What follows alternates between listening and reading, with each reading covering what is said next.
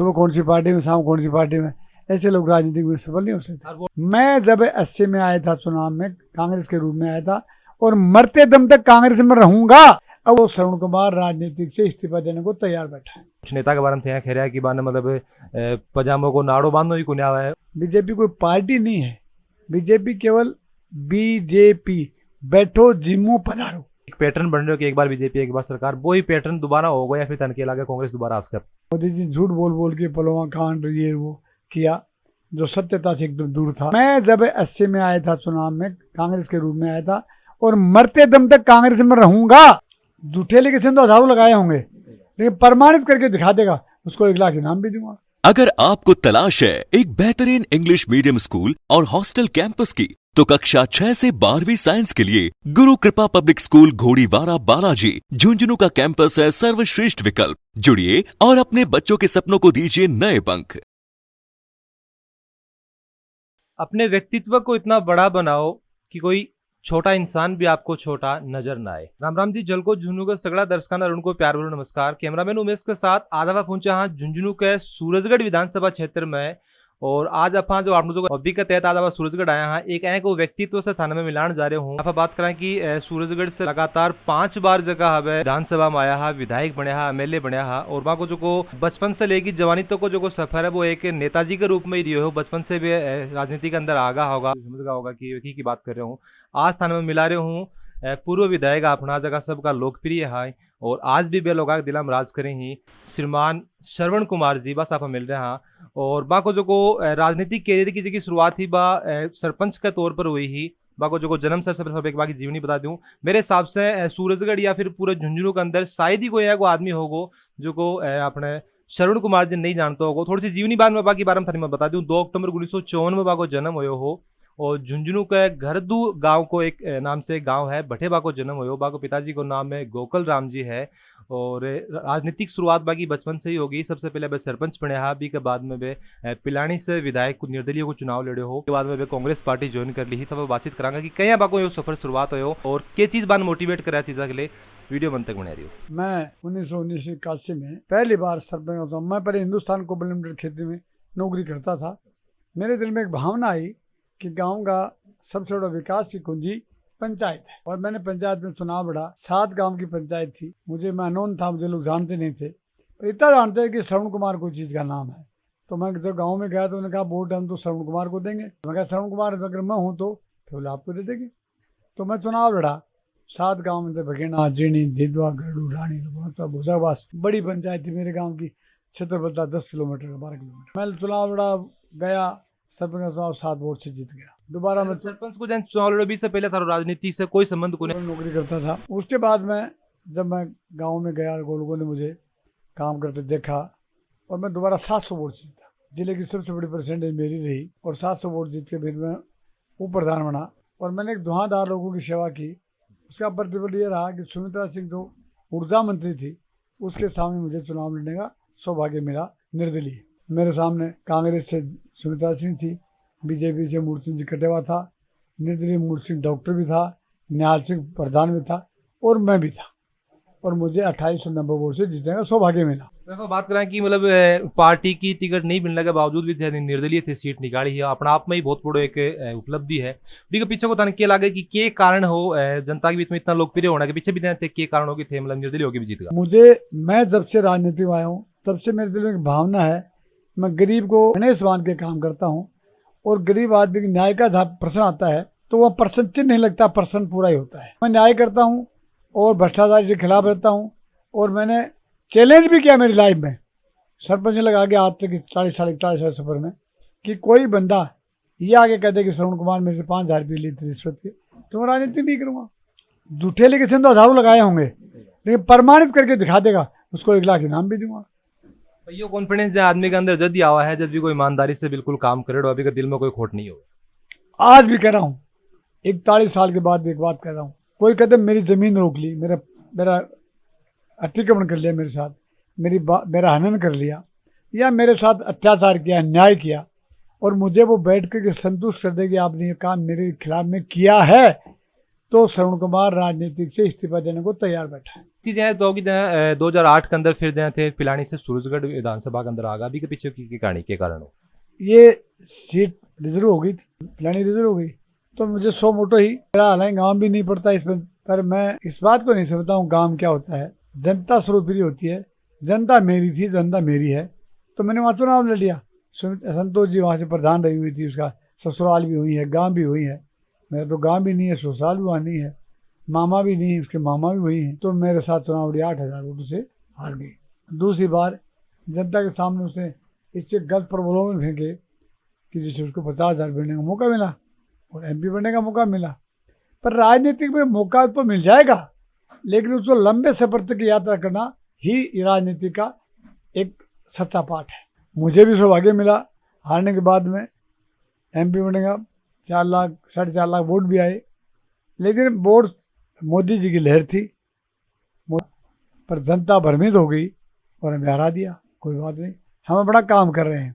हम तो एक बात कहते हैं, राजनीतिक में हार और जीत महत्व नहीं रखती है, उसका जमीर कितना जिंदा है, उस आदमी की लोगों के प्रति प्यार और स्नेह कितना है, और जनता का उस नेता के प्रति कितना प्यार है। एक चीज जहाँ थोड़ी सी बात मैं बताओ कि जहाँ सरपंच जज श्रवण जी हाँ और अभी जहाँ विधायक थे हाँ, तो के बीच में जहाँ दोनों श्रवण जी में कितनों के अंतर आयो? मेरे जीवन में मुझे कोई अंतर महसूस नहीं हो रहा है। मैं समझता हूँ कि राजनीतिक में जो आदमी आता है उसको अंतर केवल काम का पड़ना चाहिए, घमंड नहीं करना चाहिए, जनता के प्रति दुर्भावना नहीं करनी चाहिए। काम में तो अंतर आया काम ज़्यादा करना पड़ता है। मैं सुबह 12-12 रात को सोता हूँ, सुबह 6 बजे उठ जाता हूँ। उसके बाद आप स्वयं प्रत्यक्षदर्शी हो कि कितनी भीड़ है। अभी भी जहाँ मैं लगभग 1 घंटा पहले उड़ा आया तो तब से थे बिजी हो, लगभग लोगों की भीड़ लग रही है। देख रहा हो कि रोज की यही रूटीन रहा है, इतना लोग मैं कह रहा हूँ सर्दी गर्मी बरसात पतझड़ चारों चीजों में एक जैसा रहता है, और कोई ऐसा टाइम नहीं निकलेगा आपको सड़कों पर अकेला बैठा। भीड़ आएगी, भीड़ नहीं कहता हूँ, वो मेरा प्यार और स्नेह आता है। मतलब विधायक और पूर्व विधायक जहाँ बात करा के भी थे हो, तो बी के बीच में को भीड़ में कोई अंतर आया हुआ या फिर था व्यवहार में कोई अंतर आया, कोई कुछ अंतर हो? ज्यादा बड़ी है और जनता का प्यार भी मेरे प्रति ज्यादा बड़ा है। क्यों बड़ा है ये तो जनता ही समझ पाएगी, पर मैं जनता को नेगेटिव काम नहीं जवाब नहीं देता हूँ, पॉजिटिव जितना हो सकता है अधिकारियों से समझा बुझा के उनका काम करवाने की कोशिश करता हूँ। ये मेरा जीवन में तसल्ली तभी होती है कि गरीब आदमी अपना काम का सच्चा फल लेके जाता है और वो संतुष्ट होकर जाता है, तब मैं अपने आप में महसूस करता हूँ कि ये आदमी जो बंदा आया था ये संतुष्ट हो गया।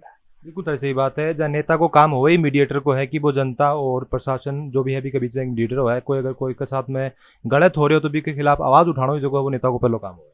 मैं अब भी कह रहा हूँ और कहता ही रहूंगा और कहता रहा था, राजनीतिक में जनता के साथ धोखा करने वाला, झूठे वादा करने वाला और भ्रष्टाचारी करने वाला सबसे बड़ा देशद्रोही होता है। एक चीज़ है मैंने यह बताओ कि लगभग आप बात करें कि पूरे जीवन में थे नेताजी के रूप में रिया हो, लगभग 5 साल थे MLA रिया हो, और तो कुछ विवादा सा भी जाए था जो रिया की था एक भाषण हो कि कुछ नेता के बारे में थे खेरा कि बाने मतलब पजामों को नाड़ो बांधो ही कुन्या है और बे मतलब कि हिसाब से नेता बना दिया गया है। तो बी के ऊपर थारो के स्टैंड है, मतलब थे किन के हिसाब से मैंने ये नहीं कहा था, मैंने ये कहा था, मेरे पास आए थे PCC के कुछ सदस्य और कोई उनके पदाधिकारी, उन्होंने कहा कि हम झुंझुनू गए थे, हमें चाय की नहीं पूछी। मैंने कहा भाई आप ये बताओ, भाई वहाँ सब लोग बड़े बड़े लोग बैठते हैं, तो चाय क्यों नहीं पिलाई? इसका कारण तुम्हें मालूम आ गया? बोला नहीं मालूम। मैंने कहा कांग्रेस बहुत पुरानी पार्टी है, देश को आज़ादी दिलाने वाली पार्टी है, और इस पार्टी में ग्रोथफुल लोग रहते थे। अब ये कहाँ से कमजोरी आ गई, साथ तक नहीं पिलाते हैं। कहा वो के लिए कर रहा हूँ, वो सब फर्जी बातें उड़ा रहे थे, यह आप उसको नोटेट कर लेना। मैंने कहा मुख्यमंत्री जी मंत्री बनाए, क्षेत्राधिकारी उसको कोई मना नहीं कर सकता, अपने सलाहकार बनाए कोई मना नहीं कर सकता, अध्यक्ष बनाए कोई मना नहीं कर सकता। पर मैंने कहा जो पार्टी के PCC के पद थे, अध्यक्ष उपाध्यक्ष, ये जो पद है ये पार्टी के पद है, ये अगर पार्टी में मिलते तो 5 आदमियों को मनोबल मिलता और वो पार्टी को मजबूत करते। मेरा कहने का तात्पर्य जो ये था कि जो व्यक्ति समाज में काम करने वाले हैं उनको मौका मिलना चाहिए। तो मेरा कहने का तात्पर्य ये था कि जो व्यक्ति काम ही नहीं कर सकता उसको मंत्री बनने से क्या फायदा मिल जाएगा। जनता का मेरा आशय ये नहीं था कि वो क्यों बना दिया, वो तो मुख्यमंत्री का क्षेत्राधिकारी बनाएगा, मैं कैसे रोक सकता हूँ। पर मैं ये कहता हूँ पार्टी को मजबूत करने के लिए, दोबारा राज में लाने के लिए मजबूत व्यक्तियों की जरूरत है, थी और रहेगी। जैसे बात कर रहे हो कि चाय पिलाने की थे जैसे बात करी तो ये तो अपने भारतीय संस्कृति में आवा कि कोई भी अपना घर कोई छोटे से छोटे मेहमान भी आओ तो बिन चाय पानी को तो चाहे पूछो जाए, ये सब चीजें तो नेता की को एक तो एक अपनी संस्कृति है कि है फिर जाए। लेकिन थारा जो को वो भाषण हो वो किन इंडिकेट करके थे, मतलब ये चीज बताइएगा। मैं कह रहा हूँ जो व्यक्ति पार्टी को कमजोर करता है वो कोई बड़े से बड़ा आदमी हो जाए, सब लोग बड़े बड़े नेता लोग पार्टी छोड़कर चुनाव लड़ लिया होगा फिर दोबारा पार्टी में आ गए होंगे। मैं जब 80 में आया था चुनाव में कांग्रेस के रूप में आया था और मरते दम तक कांग्रेस में रहूंगा।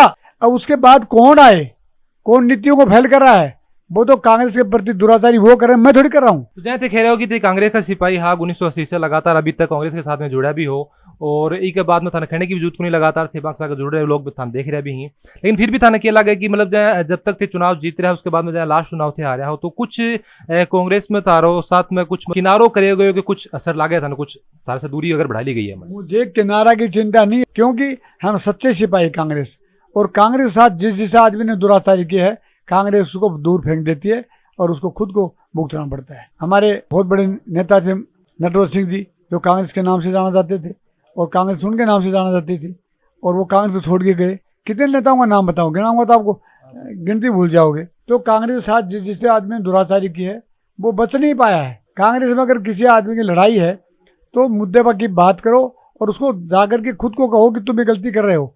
मैं कांग्रेस छोड़ नहीं रहा हूँ, मैं कांग्रेस छोड़ूंगा नहीं, मैं कांग्रेस में गलती करने वाले को इंडिकेट करूंगा करूंगा करूंगा। कोई ऐसा होता है कि श्रवण कुमार कांग्रेस के लिए क्या बोलता है, कांग्रेस के नहीं बोल रहा हूँ, कांग्रेस को जो क्षति पहुंचाते हैं और कांग्रेस के प्रति जिनकी भावना शुद्ध नहीं है उन लोगों को मैं इंडिकेट करता हूँ। अब आगामी चुनाव जाए 2023 ही तो भी ऊपर जाए नेताजी को के पड़ाव रहेगा के सफर रहेगा। मेरा चुनाव लड़ने का कांग्रेस चुनाव लड़ूंगा, कांग्रेस मुझे टिकट देगी, जिताना मेरी पब्लिक के हाथ में है। एक मजा पार्टी को कितनों के सहयोग है कि चाहे आप कोई चाहे बीजेपी हो चाहे कोई और दूसरी पार्टी हो चाहे कांग्रेस पार्टी हो भी पार्टी से लड़नों में कितनों के फर्क पड़ा, या फिर जहाँ जनता को प्यार है वो ज्यादा जरूरी हो या फिर कोई पार्टी ज्यादा जरूरी हो आपने के लिए कि भी पार्टी से लड़ांगा तो जीत जाऊंगा या फिर जनता को काम करांगा तो जीत जाऊंगा, कौन सा काम ज्यादा जरूरी है? मैं कह रहा हूँ सभी चीजें मिलकर के एक समूह बनता है।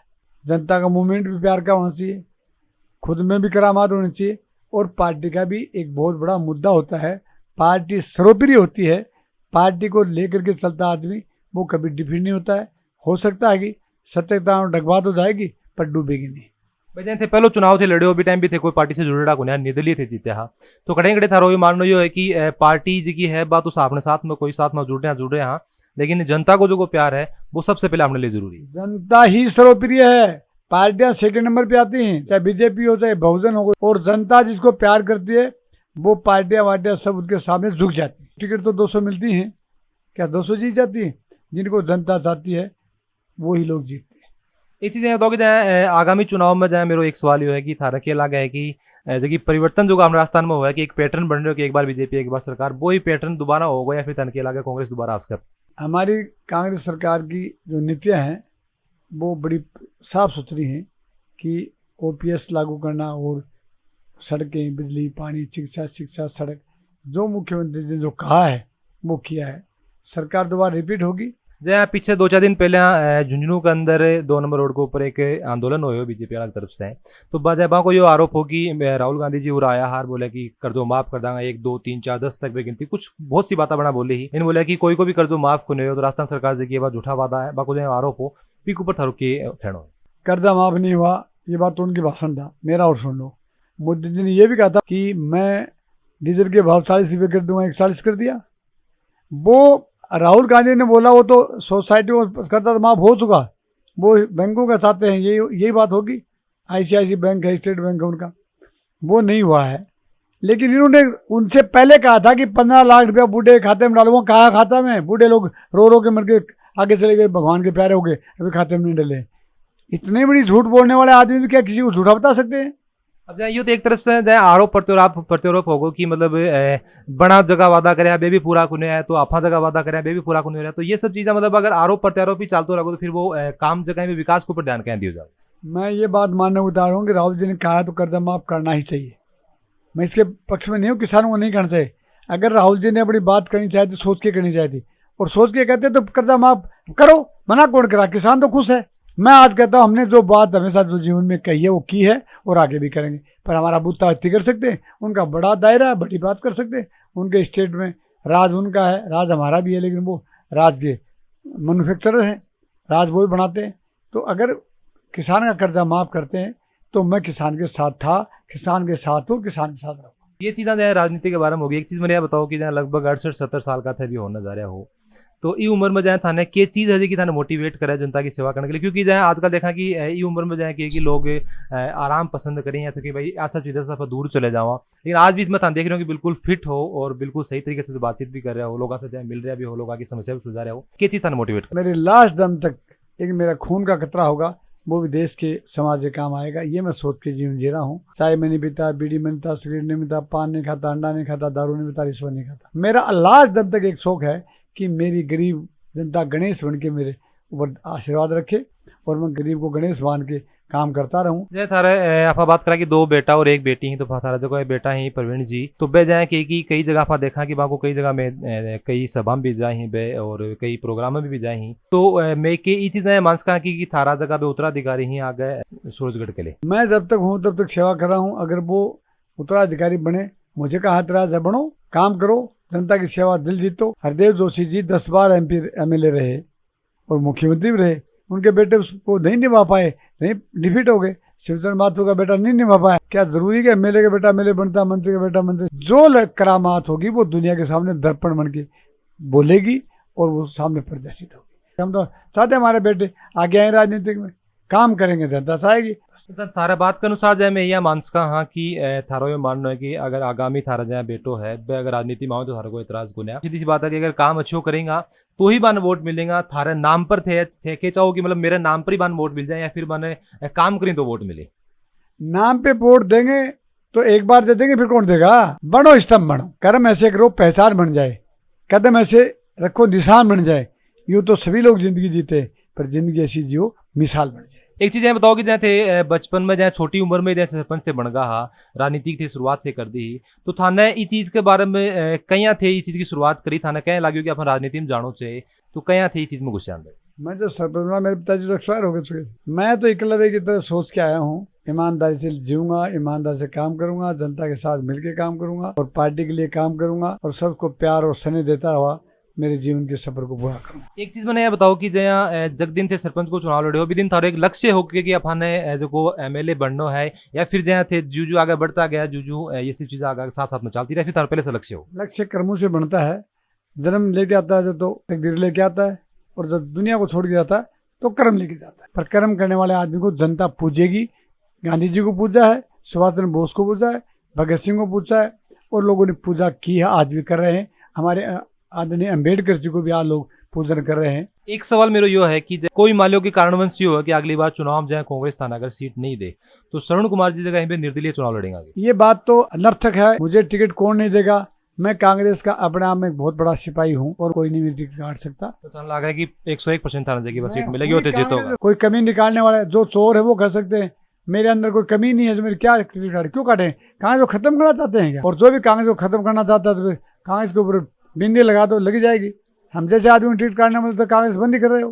आप बात करा कि लगभग कांग्रेस का सबसे पुराना सिपाही थे वो। पुराना सिपाही नहीं, सच्चा सिपाही हूँ, चोर नहीं हूँ। और कांग्रेस की बुराई हम नहीं सुन सकते। कांग्रेस की बुराई करने वाले लोग 15 दिन कांग्रेस में आते हैं, 15 दिन भाग जाते हैं। एक चीज मानता है, लास्ट चीज एक और बता दो थे मैंने कि अपने देश की जगह युवा ही अपने देश का जगह लोग चुनाव लड़ना चाहे ही बागले थारो के संदेश है कि के हिसाब से वे राजनीति की शुरुआत करें और के चीज़ पर बाकी बुनियाद होनी चाहिए? मैं सबसे पहले कहता हूँ सिद्धांतिक बनूँ।